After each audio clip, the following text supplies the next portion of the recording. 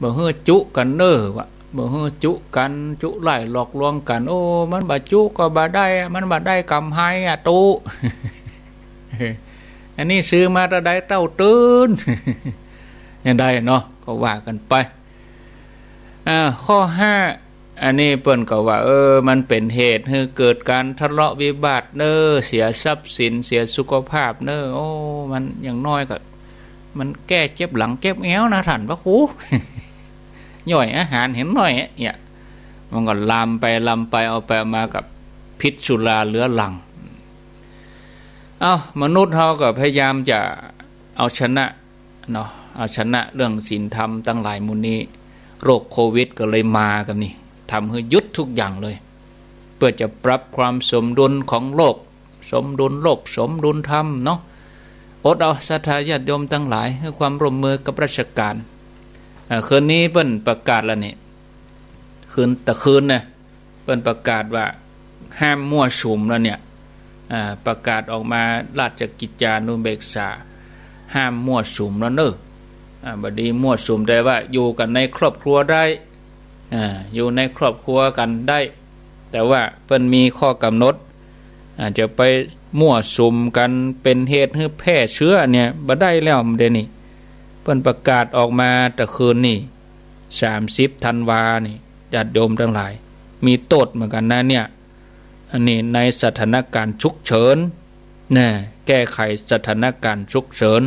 ส่วนที่เกี่ยวกับความมั่นคงประกาศออกมาแล้วนี่ยันใดก็ติดตามเนอะห้ามชุมนุมห้ามทำกิจกรรมการมั่วสุมอย่างของนั้นโยมพิสมัยนี่กับบ่ใช่ไปกิจกรรมที่จะภาคบันเทิงอะไรอย่างเอาเป็นบ่ใช่มั่วสุมไป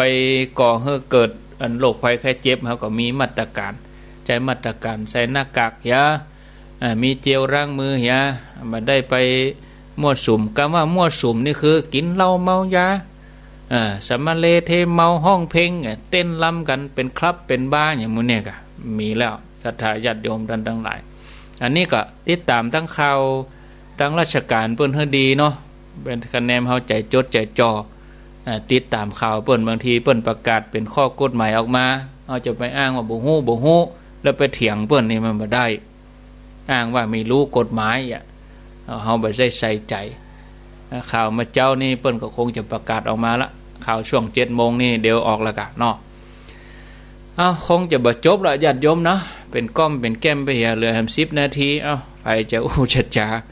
ก็ขอเจริญปอนเข้ามา0993666322มีก็เข้ามาจะสนทนาอู้จากันก็ขอเจริญปอนโทรเข้ามาหากันได้ที่เบอร์0998366322เปิดโทรศัพท์ก่อน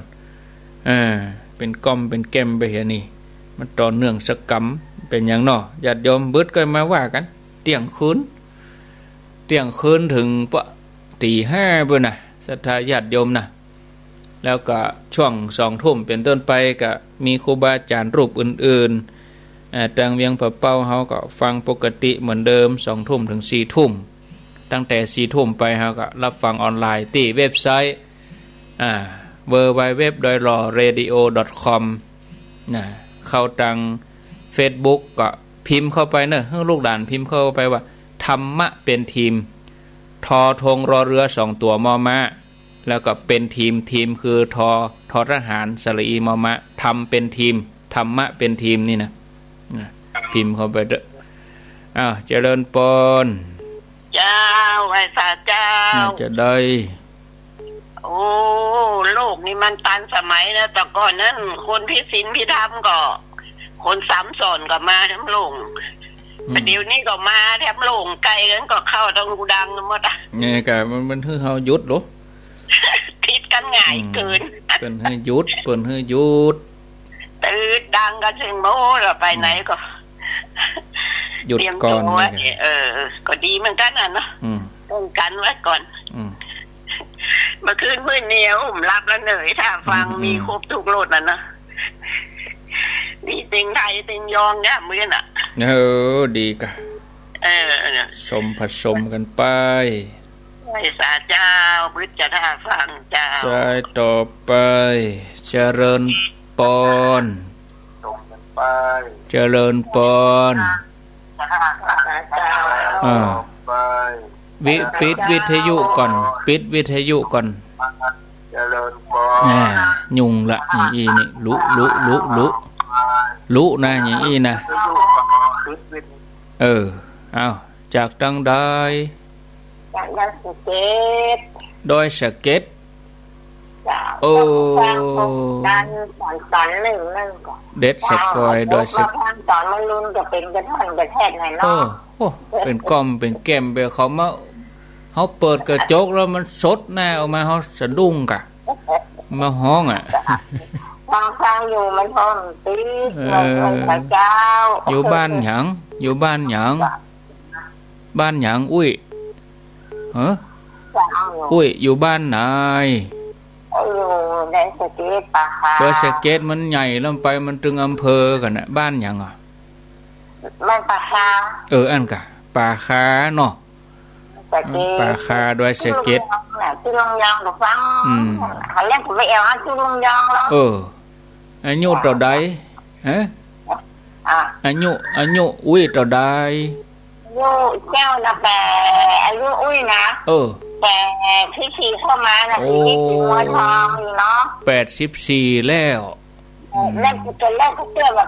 83นะปีเสืออย่างนี้หัวทองเหมือนนี้เนาะเปิ่งงัวปีงัวจะ84ถึงมาถึงหม้อเนาะอยู่ไปเรื่อยๆพาแนมฟังธรร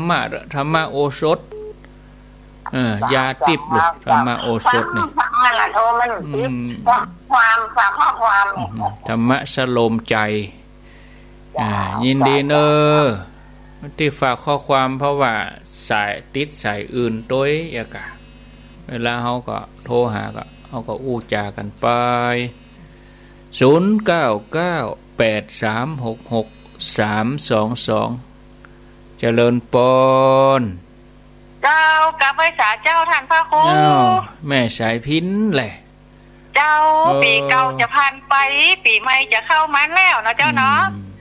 ปีแม่แก้วก็มาหอดมาเติงอีกจิตใจผ่องแผ้วเบิกบานแม่ขออวยพรคือคณะท่านพระครูและอาจารย์ขอได้อยู่สุขสำราญพร้อมกันเด้อเจ้าพร้อมถึงคนฟังยิ่งใจหนุ่มเท่าขอให้อยู่สุขสำราญจังเต้าขอให้มีเงินไหลน้องขอให้มีทองไหลเต้าความสุขโศกเศร้าอย่าปองขอให้คนฟังสถานีท่านพระอาจารย์ขอให้มีไก่เต็มเหล้าขอให้มีข้าวเต็มหลองเข้าของเงินทองไหลมาหลังทางเข้าเจ้าดีเต้เนอะแม่ใส่พินเจ้าอันที่3เพิ่งก้อยปะกันเนาะเจ้าปะกันเนาะท่านพระครูเนาะสาธุกำลังใจท่านพระครูเนอะที่3นี้จะไปเมืองปานไปศพท่านเมตตาเจริญปอนเจ้าไว้สาเจ้าท่านจะได้ป้าสีดาเจ้าป้าสีดาว่าได้ป้าสีดาเจ้าก็ป้าก็ไข่ไว้พรให้ทุกคนทุกท่านสีในขึ้นสีขาวที่กำลังฟังว่าเลยบดีเมินคนทุกท่านสุขใจเนอะเจ้าขอยิ้มสู้กันไปโควิดไม่ต้องกลัวเจ้าสาธุเจ้าไว้คน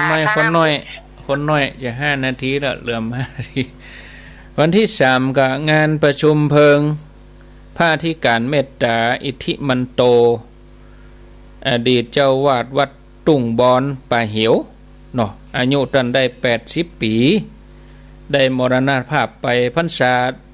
32เปิ้นจะประชุมเพลิงที่เมนชั่วคราววัดตุ่งบอนป่าเหียวตำบลบ้านขออำเภอเมืองปานจังหวัดลำปางบำเพ็ญกุศลตั้งแต่วันที่23จะประชุมเพลิงวันที่3 มกราคมอาตมาจะไปเนาะเคยได้อยู่ด้วยกันตีดอยน้อยมาก่อนเป็นไปอยู่ปุ่นบ้านขอบ้านแม่เสพินปะกะตำบลเดียวกันแม่เสพินเป็นอยู่ตุ้งซ่านตำบลบ้านขอแต่นี่เป็นบ้านป่าหิวตำบลบ้านขอเนาะวันที่3เป็นจะประชุมเพลิง 0998366322อ้าวข้างแหม3-4 นาทีมีก็เข้ามาบึดกะบัลลับก็อวยพรกันขึ้นหุ่งกับบึดเข้าสู่ตีหนึ่งแล้วเน้อแล้วก็เกียมโทรศัพท์เลยกับนั่นเบื้องต้นนิ่มอย่างเตื้อบอกกองป๊บกับสวดมนต์เสร็จปั๊บก็เอาไปอย่าโทรมาก็โทรกันนะบึดนะเต็มตีเวลาเริ่มเป็นปัญหานะบึดนะเนาะเอามีก็เข้ามาติดสายก็อาจจะเป็นฝากข้อความอีนะติดสายอื่นเนาะเจริญปอนเจ้าว่าสาเจ้าจากตังดอยจากดอยหล่อนะเจ้าดอยหล่อบ้านยังบ้านตาโจกหมู่10ดอยหล่อเจ้าตาโจกแม่หลวงปั้นกะเจ้าฟังขึ้นนั้นห้อยตองซักนี่เนาะห้อยตองซักแน่เจ้าได้ยินป้อยดีก็ชัดเจนดีก็ชัดเจนดีจ้าได้ยินดีจ้าเบิดก็ฟังกันเด้อ